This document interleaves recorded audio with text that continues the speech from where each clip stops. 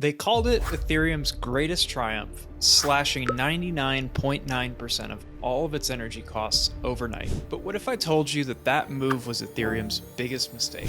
Stick around, because in the next few minutes, I will show you why Bitcoin's energy use and its connection to reality makes it the only system that you can trust.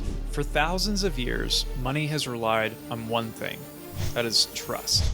Whether it was seashells, glass beads, or gold, it always worked because it was backed by something real: effort, energy, and scarcity.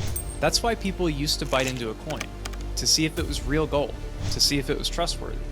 Is this counterfeit, or is this hard to fake and backed by real effort and energy? On September 15th, 2022, Ethereum completed the merge, which eliminated 99.9% of all of its energy costs by switching from proof of work to proof of stake. The world cheered this on: lower energy use, faster transactions, and a greener future. What if I told you that in their rush to please the world, Ethereum made a fatal error? They didn't just cut energy costs. They cut their connection to reality. And without that connection, they traded true decentralization for something far weaker: trust in people. And if you've ever trusted a human system, you know how that ends. So let's break it down. When Bitcoin appeared, it didn't just create digital money. It solved the hardest problem we've ever encountered: trusting money without a central authority. You see, Bitcoin uses proof of work, which is a system that demands real energy to secure its transactions. It's like mining gold. You can't fake the effort it takes to do it. Ethereum, though, it abandoned that foundation. Ethereum's proof of stake doesn't rely on energy at all. It relies on wealth stored in the network. So if you're rich enough, you can actually control the system. Ethereum actually works by relying on the consensus of its largest owners. Ethereum promised a better blockchain by cutting energy use, lowering costs, and speeding up transactions. It sounds great on the surface. Who wouldn't want faster and cheaper payments? But here's the catch. In proof of stake, wealth equals control. If someone, be it a government, a billionaire, or a very rich famous actor, buys enough Ethereum, they can censor transactions, they can freeze your funds, or even reverse payments. And in 2023, Ethereum validators did just that to comply with government sanctions.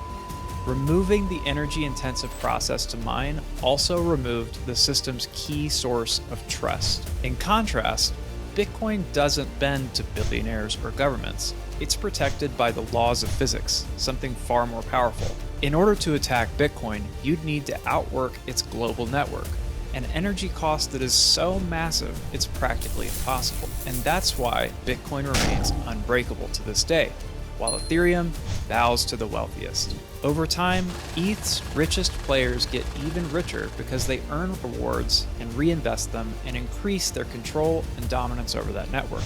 Unlike Bitcoin's proof of work, which rewards effort and energy, Ethereum's proof of stake rewards the rich, not the worker. In 2016, Ethereum actually reversed its own blockchain after some rich people lost money. That's right.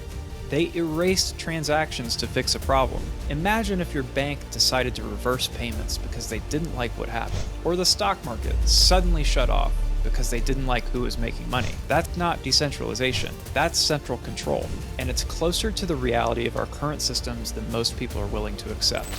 Ethereum's choice to cut energy costs wasn't a win for decentralization.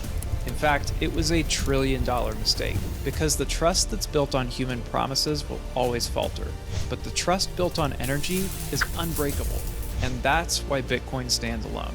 The choice is simple here. You can either work with a system that's controlled by the wealthy, or one that's secured by pure energy. If you believe in a future where money can't be manipulated, controlled, or censored, bet on Bitcoin.